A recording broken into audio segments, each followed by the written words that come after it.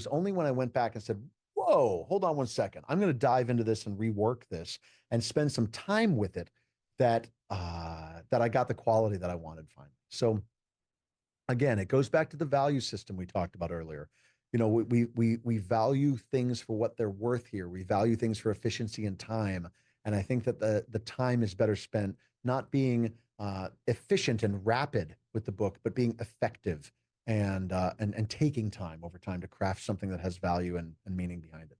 Can you talk some about how you got your book deal? Like how you convinced Raleigh to bring you on and like Yeah, pay you all the money they paid you? absolutely. It was fascinating. I knew somebody who ended up working at Wiley.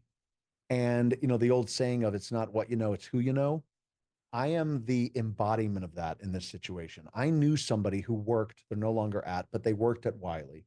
And when they got their job at Wiley, they were in acquisitions and they were asked to find some authors. And they thought to themselves, oh, wow, I had a conversation with Greg 6 years ago about a book idea. I wonder what he's doing. And they looked me up online and saw a tagline at gregbennick.com and a photo and the words build a better now. And they got in touch with me. They wrote to me, which is unheard of. This is so ridiculous. It's literally like if you and I decide to form a band 5 minutes from now and it's called Jason and Greg Rock the House, and Sony Records calls when we're walking out of here in a half an hour or whatever. It's unheard of, right? That Wiley called me, but they did. And I put together a book proposal for the concept that they wanted. I didn't have an idea to write this book. They came to me because of a tagline on my website and basically dropped this book in my lap or the concept of it. And then yeah, we signed a contract and I wrote a book. It's unbelievable to tell the story, but it actually happened. And so what's your like your goal or intent for the book?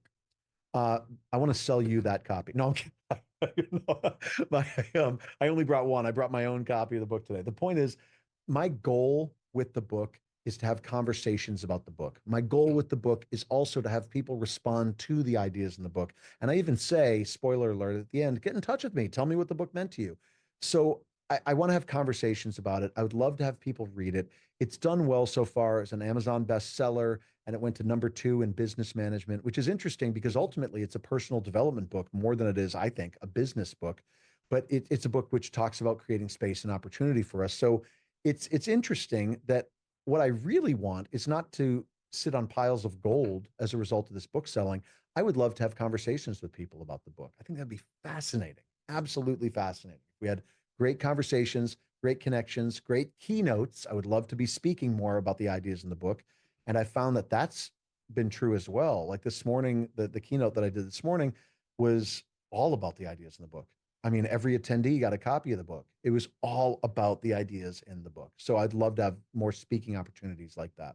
And how do you or Raleigh determine the price of the book? How does that work? Yeah, I'm not sure. There's some I'm sure actuarial mechanistic determination based on the price of things that determines what a book costs, what it sells for. I have no idea, but it's not up to me. Meaning it's Okay. it's not that I say that's a $28 book. In my opinion, I would love for it to be a $4 book so more people could buy it. It would also be awesome if a lot of people bought it and it was a $375,000 book. But it's just like I'm perfectly happy with whatever the current market prices of books if it falls into that. So And if you can't answer this, no worries. But yeah. as far as economics, did y'all negotiate? Like you get like 10% of the book sales, like No, a certain advance, something like that? How does yeah, that no, work? that's a great question. And what I can say is that, Wiley offered me an advance to write the book, that it was not an advance that I'm going to retire on, meaning they didn't drop a $500,000 in my lap. I'm not Stephen King. I'm not Malcolm Gladwell. I don't know if those guys get $75 million to write a book or whatever. I mean, I'm sure they do quite well on book sales, but there was negotiation points along the way. So if somebody's interested in writing a book, there's something that's really interesting to consider, which is do you go traditional, meaning a traditional publisher like Wiley, an established publisher, or do you go non-traditional? And if you go non-traditional, uh, are you going to self-publish or go with a hybrid publisher? There's a number of options to go. They all have their advantages and, for lack of a better word, disadvantages. And I negotiated based on the advantages that Wiley offers. One of the advantages that they offer is that this book is available literally everywhere through their distribution chain. Now, that doesn't mean it's sitting on bookshelves everywhere. It means that bookstores can get it everywhere. If you walk, a friend of mine, not even you, if a friend of mine walked into a bookstore in Reykjavik, Iceland, about 3 weeks ago and said, "Can you get Reclaim the Moment: 7 Strategies to Build a Better Now?" They looked it up and they're like, "Oh yeah, okay." If you put out your book yourself and you don't have the benefit of that distribution chain, and my friend goes in and asks about it, they're going to have to Google, they're going to have to find you. It's a whole shenanigans. That's not going to happen. That said, that's what I wanted. I wanted the book to be accessible anywhere. So if you're in London, if you're in Singapore, if you're in Reykjavik, if you're in Tacoma, you can get this book through a bookstore, a local bookstore, an independent bookstore, of course, through the Amazon overlords. It's possible to get the book everywhere.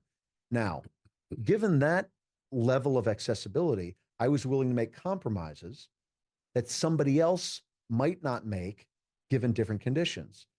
Wiley is basically saying to me, this book's going to be available everywhere. And then I say to myself, okay, well, I'm willing to sacrifice the number of free copies I get because whatever, we'll figure it out. I'm willing to sacrifice maybe my author cost per book and having that be a little higher if it means my book's available everywhere. It's going to have a cover that I get to choose and that I want. The paper quality is going to be good. The number of pages, you see what I'm getting at? So there's negotiation points. If you put a book out yourself, you get to make all those choices yourself. You get to go with whatever printer you want. You get to go with whoever you want to put out the Jason Cavness book. The other side of the coin is if somebody walks into a bookstore in Reykjavik, are they going to be able to order it? Are you going to be shipping books to Iceland yourself? So there's a lot of trade-offs and schools out on whether or not one is better than the other.